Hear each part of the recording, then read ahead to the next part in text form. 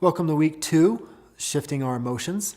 So as we start focusing on this session in our inner matrix group, we're really going to start working with becoming sensitive to our emotions, how we feel, how do we shift those emotions, and then train a new state. All inside of developing, we'll call it emotional intelligence, or as I think about it, really training our emotions. Oftentimes we think of emotions as spontaneous expressions that occur, but in actuality, emotions are trained. And how we train emotions is really by feeling them. And so initially we got that emotional training by our environment, our caregivers, role models, people we looked up to, and we took on their emotional patterning, so to speak. And so when we look at how we show up emotionally today, it may seem like a spontaneous event because we didn't realize that that training or that imprinting, if we want to call it that, was occurring. And so now it just sort of occurs for us as though we feel a certain way. And so in this session, we're going to really work with becoming aware of and sensitive to our emotions and how we feel, and then how do we shift or train new emotional states as is necessary. And so a couple of facts that I think can be very supportive in this space to remember is that the neurological lifespan of an emotion is actually 90 seconds. And so neurologists have actually studied how emotions work. Obviously, it occurs in the brain. Without the brain doing what it does, we wouldn't have expressions of joy and sadness, anger, etc. And so what they found was that the stimulation required from the brain neurologically to sustain a fear-based emotional state, such as anger, sadness, shame, guilt, despair, we can go on and on, is 90 seconds. So the neurological lifespan of an emotion is 90 seconds. And so you might ask yourself the question, well, why in the world then do I feel sad for longer than a minute or two? And the reason is because we can re-stimulate that neurological pattern over and over again by way of an outside stimulus. And so an outside stimulus can be an event occurring in life, right? A life event that occurs. We get a new job, we lose a job, we enter a new relationship, we break up with somebody. All of those are external things that can stimulate or turn on those neurological patterns in our brain. The other way we can stimulate those patterns internally is by way of how we think. And so if we replay in our mind an event that has occurred over and over again, we're going to re-stimulate that pattern time and time again. And so as we work with what we're going to be working with here is what we call a four-sided breath. We train our mind to not think about those situations and just be with the experience of the emotion. And then the emotion can't sustain itself if it's a fear-based emotion for more than 90 seconds. And so we're going to work with that this week. As we get you tuning into how you feel, we want to start to train you inside of, am I in a love-based state or fear-based state? And so what does that mean, love-based state or fear-based state? The way we define love or fear-based state is again, how the brain works neurologically. In a love-based state, our prefrontal cortex up here behind the forehead is very active, and the amygdala, the brainstem, quiets down a bit. And that's the part of the brain that's responsible for creative thinking, critical thinking, and producing love-based states such as peace, joy, happiness, etc. When we're operating from a fear-based state neurologically, the frontal lobe shuts down, meaning it kind of goes to sleep a bit, and the midbrain, the area in the mid part of the brain lights up. The amygdala is very active, and the brain stem also fires up, because when we're in that state of fight or flight, which is conducive with a fear-based state, we want to be able to run away from something that's attacking us and not think about it. And so that's why the brainstem, which is the rear part of the brain that connects directly to the spinal column, lights up when we're afraid, because in nature, right, thousands and thousands of years of biological wiring has taught us to get away from the danger.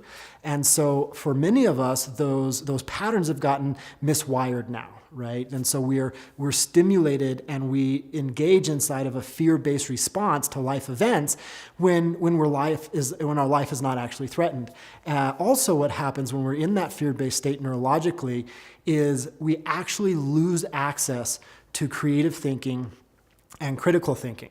And so it's not like we limit our access to those two qualities. We actually eliminate or temporarily lose all access to creative thinking and critical thinking. And so if we think about any place in life, a relationship with someone we care about, working through a work problem, and we're looking to create a solution there. We're looking to create a shift or change in our life, like our focus is here with our Inner Matrix group. Creative thinking and critical thinking is necessary. And so we could all see the disadvantage we put ourselves at if we deny ourselves access to those capacities. And so being able to identify when we're in a fear-based state and turn on a love-based state is essential for experiencing not only transformation in life, but also accessing fulfillment. And the brain is trainable. And so if we experience anger consistently, or we experience sadness consistently, and we experience it day after day, we're actually training the brain to produce those emotions, and the brain wants to be efficient. That's just the nature of the brain. And so it finds the most efficient way to produce anger, or produce anxiety, or produce sadness, if that's what we're stimulating again and again and again by way of the stories we're telling, or how we're reacting or responding to the life events that occur. In the same way, if we're stimulating and turning on love, joy, peace, happiness, tranquility within the mind or the brain, and we're reinforcing and reactivating those states day after day over and over again, the brain is going to adhere to that and get very, very good at producing those states. And so if we've currently trained our brain, right? Or we've been imprinted in such a way where currently we go quick to a fear-based state, such as anxiety or anger. Don't worry, because the brain is very plastic, meaning it changes very quickly with the right stimulus. And so we're going to use our internal practice, our meditation practice this week, to begin to train the brain into holding higher emotional states, love-based states, that are going to be more conducive and aligned with creating the outcomes that we really want to have in life. I've never met somebody that said, I'd really like to know a lot of abandonment or pain through my relationship. Those are places that we end up in and sometimes get stuck and not sure how to find our way out. And so if we can choose the state that we're going to show up in and bring that to our relationships in life, our situations in life, such as work and other environments, we're going to gain extraordinary power to influence our world there. And so how we're going to start training this is actually very simple. Take a moment and just ask yourself, what fear-based state am I most prone to, right? Which fear-based state shows up for me most consistently? And whether you find yourself in a fear-based state all the time, or it tends to be an irregular occurrence for you, go ahead and ask yourself the same question. When I end up in that fear-based state, which state am I quick to go to? For some people, it's anger.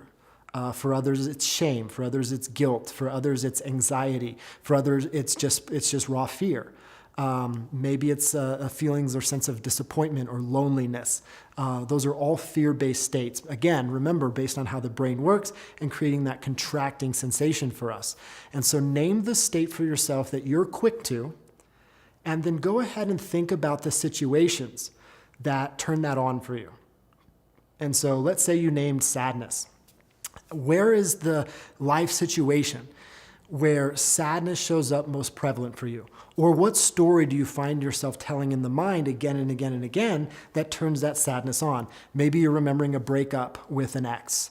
Maybe you're thinking about how your partner doesn't love or care for you the way you would like them to. Maybe it's around the loss of an opportunity that you feel like you never quite got back. Maybe it was somebody close to you or losing something in your life, and you're thinking about that over and over again. And so go ahead and think about that life situation that tends to bring about that emotion, and go ahead and think about it for a moment. You'll notice that the emotion will naturally surface for you, because as we focus the mind in that way, it's going to turn that emotion on. And so as we say, emotion directs the mind, and then the mind fuels the emotion, and it becomes like a cyclic experience.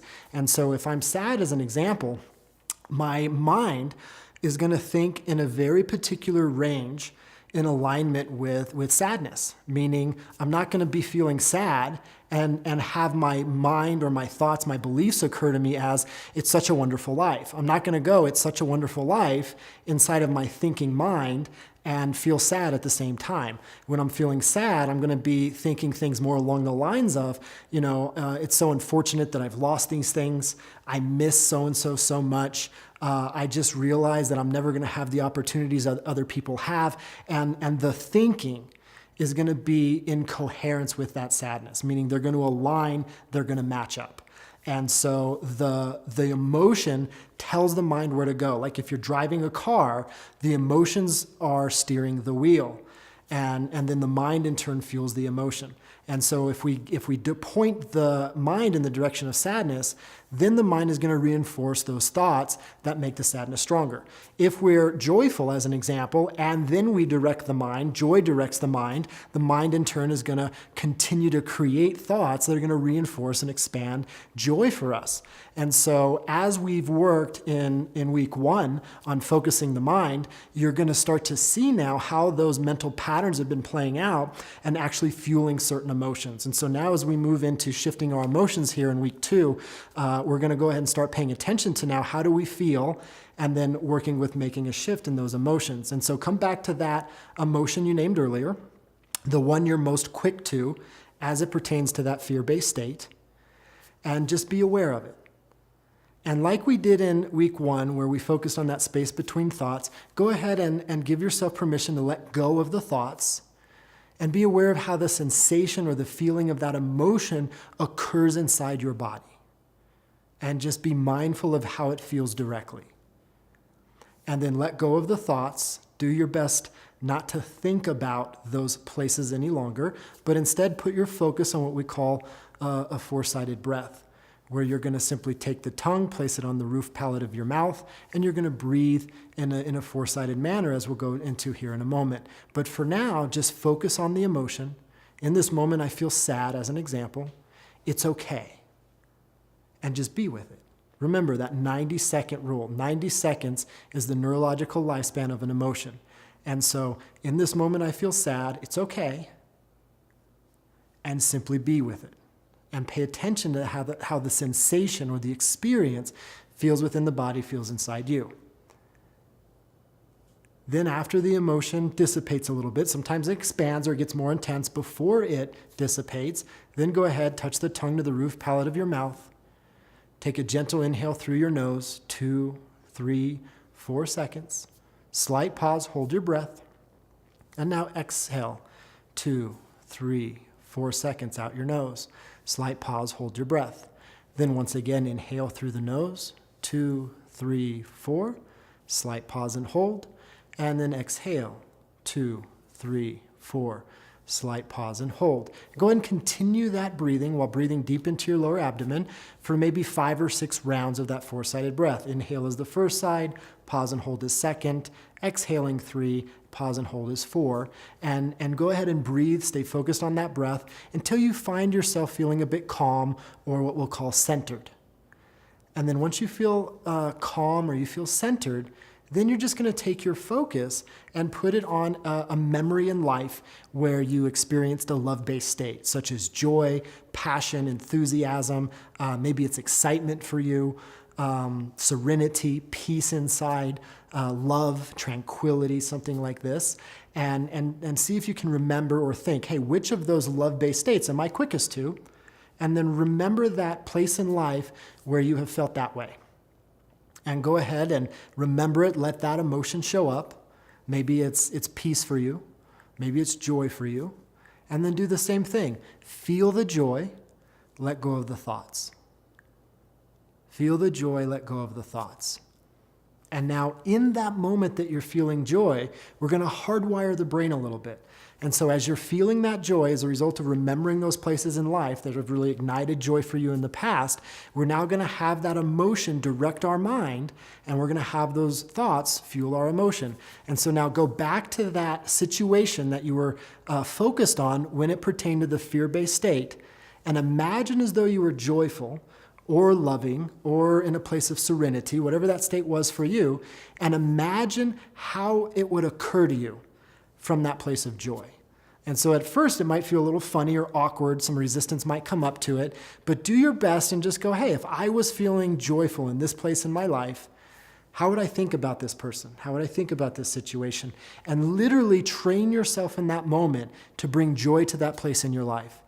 And in this way, you're going to continue to activate and re-trigger, retrain that joyful place.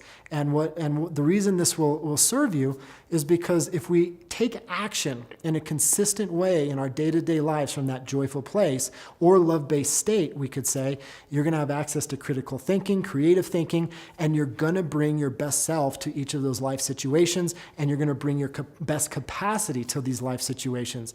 And this technique that you're getting inside of, I've literally trained, stay-at-home mom and dads inside this technique, and I've given the same technique, to Fortune 500, 100 executives of companies to just be inside of, we'll call it an intense situation, and be able to show up accordingly. And so remember where our power lies, right? We can't always control what happens in life.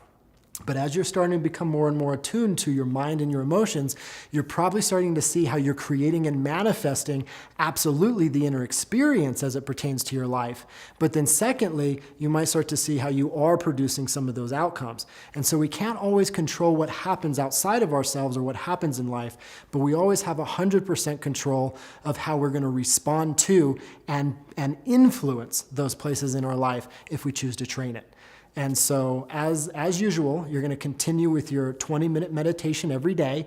We just talked you through it here. Remember, the download is available for you on the website. Do your daily check-in. Daily check-in is simple. You're just going to check in once an hour or every couple of hours, and you're just going to pay attention. Hey, in this moment, how do I feel? Give yourself permission to feel it. Let go of the thoughts, and then acknowledge, am I in a love-based state or a fear-based state? And then an hour, 2 hours later, same thing. You're just going to check in. In this moment, am I in a love-based state or am I in a fear-based state? And then move on. And so you're just going to check in hourly in that way. In this moment, how do I feel? Identify the emotion. If you don't know what to call it, you don't know the name of the emotion or what label to give it, just be aware. Is it expanding and love-based, or is it contracting and fear-based? And for now, don't worry about what to do with it. You're taking care of that in your 20-minute meditation each day. And most likely what you're going to start to see is that you'll start to occur to yourself differently. And remember, 20 minutes of consistent daily practice is that sweet spot. So let's go ahead and do our 20-minute meditation daily. Continue with your action plan so you're bringing the meditation into your daily life. And go ahead and make sure you read chapters 4 and 5 before you meet with your group. And again, if you're going through this on your own, that's totally okay. Maybe next time you might think about doing it with a group and checking out the website and facilitating one or being a part of one. And so thank you so much for taking this journey, diving deeper and deeper into yourself, and we'll see you in a week.